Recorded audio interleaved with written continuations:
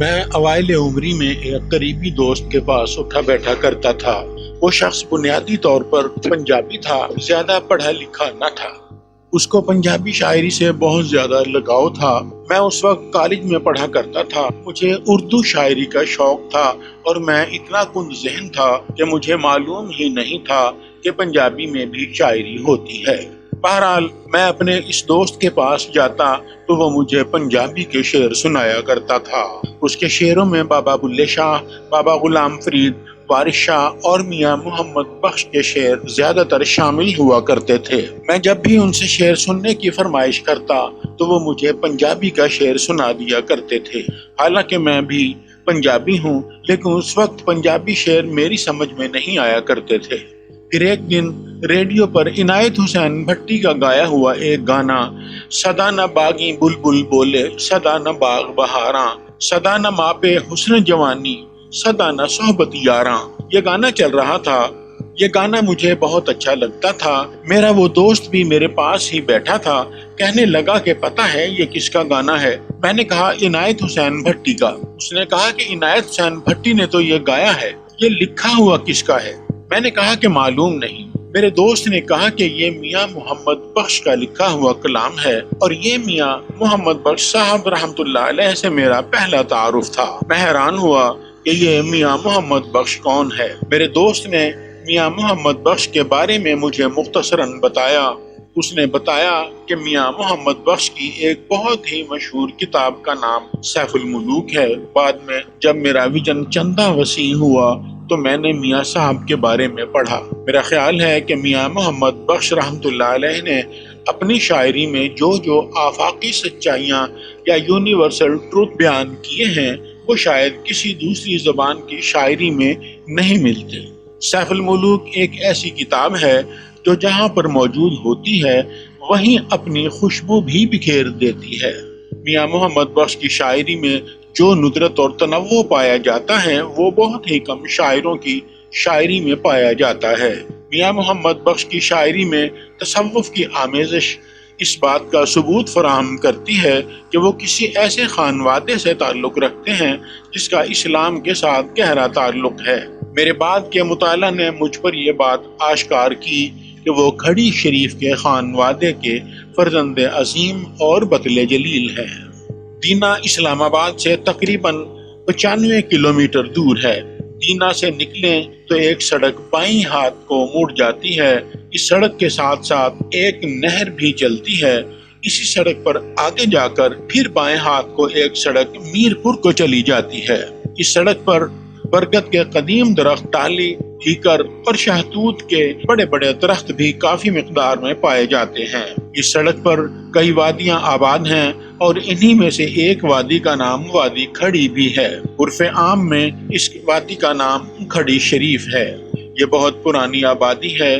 یہاں پر ایک بہت ہی بزرگ شخصیت جناب پیر شاہ غازی رحمۃ اللہ علیہ رہتے تھے۔ انہوں نے عبادت و ریاضت سے وہ مقام حاصل کیا تھا جس کی وجہ سے ان کی وادی کو شریف یعنی کھڑی شریف کا لقب دیا گیا۔ ان کا مزار یہاں پر ایک چمکتی ہوئی سفید عمارت میں واقع ہے۔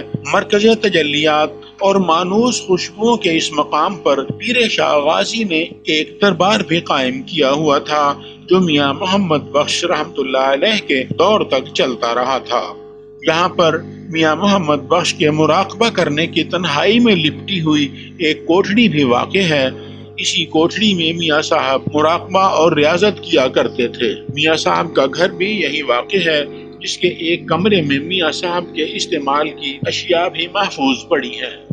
کھڑی شریف کے اس دربار میں نہایت عالی شان گنبد اور بلند و بالا میناروں والی ایک مسجد بھی واقع ہے۔ کھڑی شریف میں داخل ہونے کے بعد یہ مسجد دور سے نظر آ جاتی ہے۔ برآمدوں میں گھرا ہوا یہ دربار مردوں، عورتوں اور بچوں سے بھرا رہتا ہے۔ لوگوں کی بھیڑ اس بات کا ثبوت فراہم کرتی ہے کہ لوگ پیر شاہ غازی، ان کے خلیفوں اور سجادہ نشینوں کے ساتھ کتنی عقیدت رکھتے ہیں۔ دربار اور مزار پر لوگوں کا ہجوم ثابت کرتا ہے کہ وہ اپنے روحانی پیشواؤں کے ساتھ کتنی محبت، عشق اور وارفتگی رکھتے ہیں۔ عقیدت مندوں کا خیال ہے کہ وہ یہاں اپنی خواہشیں اور امیدوں کی روشنیاں لینے آتے ہیں اور مایوسیوں اور غموں کے اندھیروں سے نجات پانے کی سبیل لے کر جاتے ہیں۔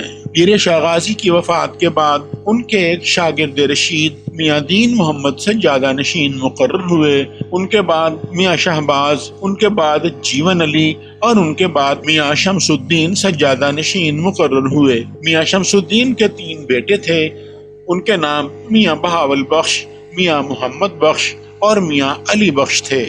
میاں محمد بخش اپنے بڑے بھائی میاں بہاول بخش کے بعد سجادہ نشین بنے تھے۔ میاں محمد بخش کھڑی شریف سے تھوڑا سا دور واقع چک ٹھاکرا نامی گاؤں میں 1830 عیسوی میں پیدا ہوئے تھے۔ یہ میاں شمس الدین کے منجھلے بیٹے تھے۔ سجادہ نشینی کے منصب پر فائز ہونے کے بعد میاں صاحب نے مجازی اور حقیقی عشق پر مبنی کتاب لکھی جسے سیف الملوک کا نام دیا گیا۔ میاں صاحب نے انتہائی کمال کے ساتھ اپنے تصوف، طریقت اور شریعت کو اس لازوال کتاب میں سمو دیا۔ پنجابی زبان میں لکھی گئی یہ جادوئی کتاب ہمارے فطری معاشرتی معاملات پر حرف آخر بھی ہے۔ محاوراتی انداز میں لفظوں کا چناؤ اور ان کا استعمال میرا خیال ہے کہ یہ صرف میاں محمد بخش صاحب ہی کا کمال ہے۔ یہ ایک دلربا داستان پر مبنی کتاب ہے جس کو میاں صاحب نے موتیوں میں پرو دیا ہے۔ یہاں ایک بات بہت قابل ذکر ہے کہ اس ماڈرن دور میں پنجابی لوگ بھی پنجابی زبان سیکھنے اور بچوں کو سکھانے کی کوشش نہیں کرتے۔ ایک وہ دور بھی تھا جب پنجابی کی پرانی کتابیں پڑھنے والے بھی خاص لوگ ہوا کرتے تھے۔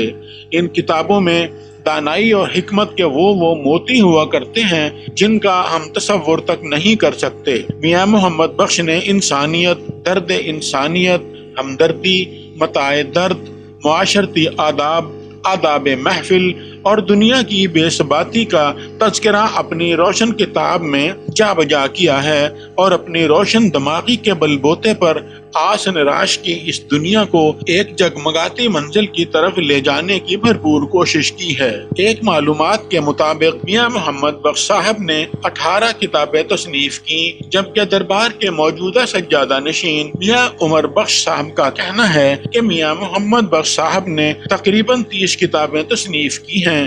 اس وقت سجادہ نشین میاں محمد بخش صاحب کے پڑپوتے میاں عمر بخش صاحب سجادہ نشین ہیں۔ میاں عمر بخش صاحب میاں محمد بخش صاحب کی کتابوں کی مزید اشاعت کا بندوبست بھی کر رہے ہیں اور وہ میاں محمد بخش صاحب کی ایک جامع اور مستند سوانح عمری پر بھی کام کر رہے ہیں۔